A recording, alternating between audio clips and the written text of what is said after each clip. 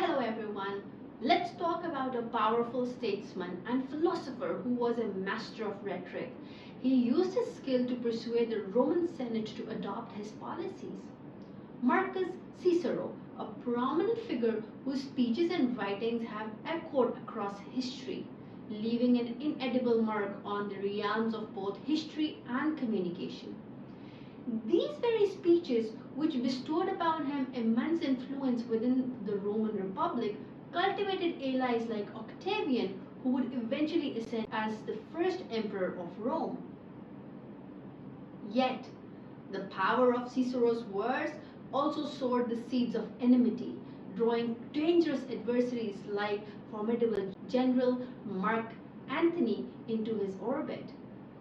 Tragically, this enmity would lead to his downfall during the Roman Civil War.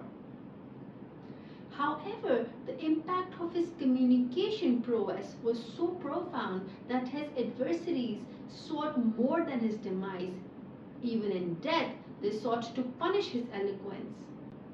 Cicero's severed head, displayed as a grim trophy in Rome, bore witness to their ire.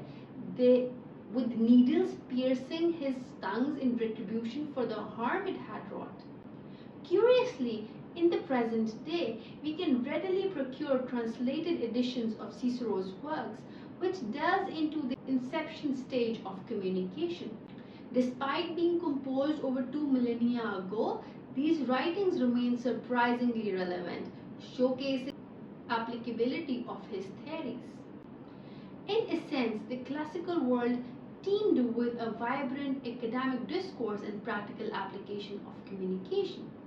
However, as time marched forward and the Roman Empire crumbled into the obscurity of the Dark Ages, these valuable ideas retreated into the hidden recesses of monastic cellars and the libraries of Eastern scholars, preserved, if at all, through the annals of history.